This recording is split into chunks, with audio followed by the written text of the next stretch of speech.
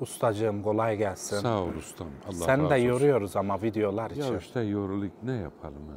Çok sağ ol Sen videolar de için. sağ ol. Ustacığım ne var bugün? Bugün de özel bir şey yapacaksın. Özel loru şöyle biberle falan terbiye edeceğim. İster kahvaltıda, ister öğle yerseniz çok güzel olur. Dolapta da bozulmaz değil mi? Yok, bozulmaz. Tabi 40 gün kalmaz ki bu. Doğru. 2-3 gün içinde yiyeceksin. Aynen. He. Aldın mı lorun falan hazır mı? Hepsi hazır. İçerisine ne koyacaksın? Taze soğan. Birisi biber, tuz, yağ, diğeri de tuz, yağ, soğan ve maydanoz. O şekilde Evet, malzeme evet. Tamam usta. Tamam abi. İstersen malzemelerimizi ayarlayıp Tamam, çekelim. ona göre çekelim. Çekelim, Tamam. tamam. Usta. Lorumuzu getirdik.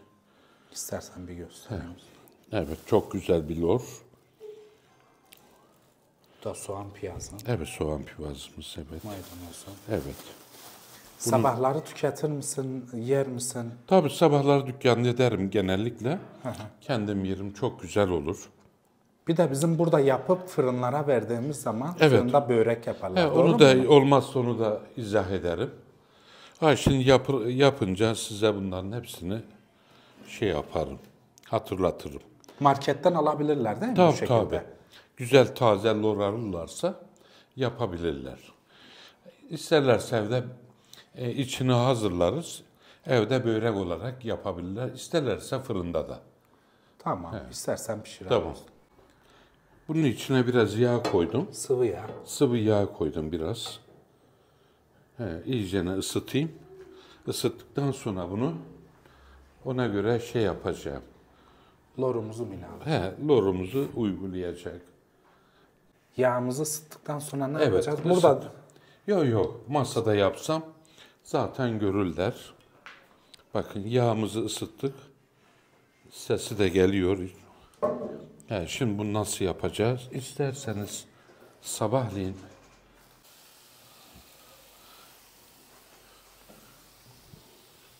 bunu şu şekilde, bunun da elimle yapıyorum ama yapmamın sebebi bunu kimseye satmıyoruz. Bunu kendimiz yemek için yapıyoruz. Evet. Kimi arkadaşlar bunu da eleştiriyor. Onun için gördüğünüz gibi, evet. Şimdi bu tamam. Biraz da buna maydanoz koyalım. Çünkü buna ne kadar fazla korsanız soğanı, maydanozu o kadar çok güzel olur. Tuz, yeteri kadar tuz atacağız. Şöyle. Bakın. Ondan sonra biber. biberini de attık. Evet. Bu şekil karıştıracağım. Şimdi bu şekilde karıştıracağım. Niçin bu şekilde karıştırıyorum ben? Çünkü buna ne metal ne de tahta kaşık vuruyorum bu tavaya. Teflon olduğu için. Elimle yapıyorum.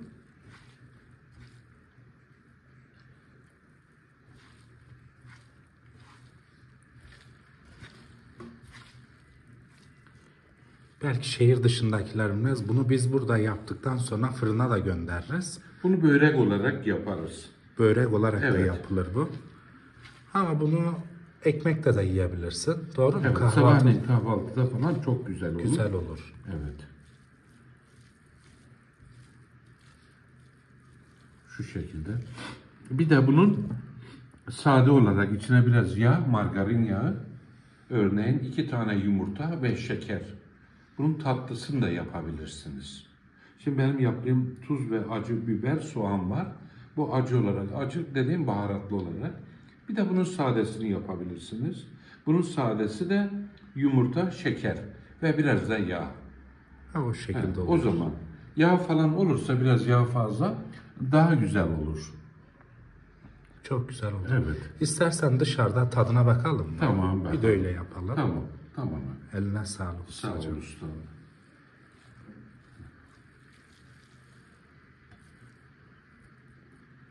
Biraz daha biber atayım da. Çok güzel. Evet.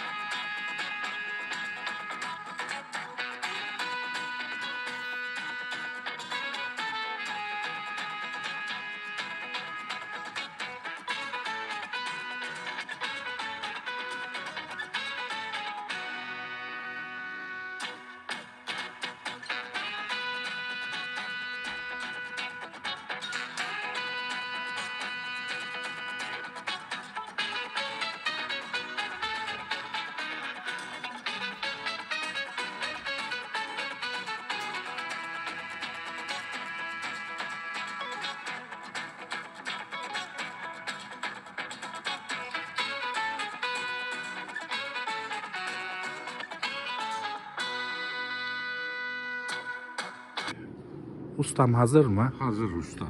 Bahçeye geldik. Evet. Bir tadına bak istersen usta. Çok güzel usta. Yağını falan da tam koyduk. Bir de Ya. sen bunu çok seviyorsun. Evet. Sevdiğin yemekleri yapıyoruz hep. Evet. Şöyle yapayım.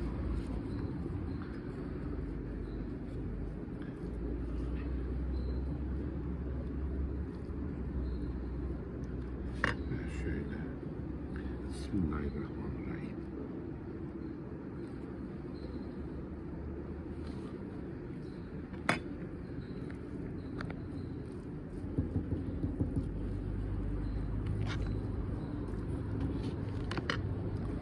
Nasıl olmuş ustam? Güzel mi? Afiyet olsun. Sağ ol ustam. Sen de bugün yordun ama yorgun Hem gibisin. yorduk hem de üşümeye başladım. Aynen. Hava soğumaya başladı. Doğru mu? Doğrusu. Zeytinleri de toplamışsın usta. Evet, evet. Oo, güzelmiş ha zeytinlerin de.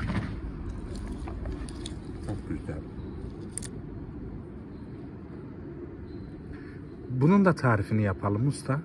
Valla biz şöyle şeyle çatalla deliyoruz. İçine tuz atıp bidonlara basıyoruz. Ara sıra sallıyoruz. O kendiliğinden salamur oluyor. Güzelmiş ha. Bir patlak toplanmış.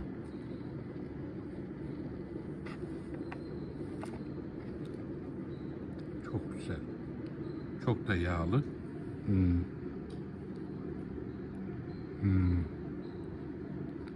Süper.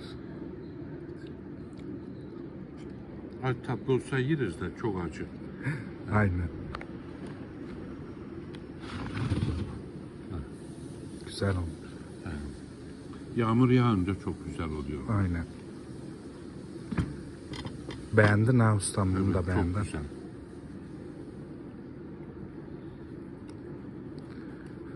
Tavsiye eder misin bundan yapmalarını? Tabii, bir denesinler.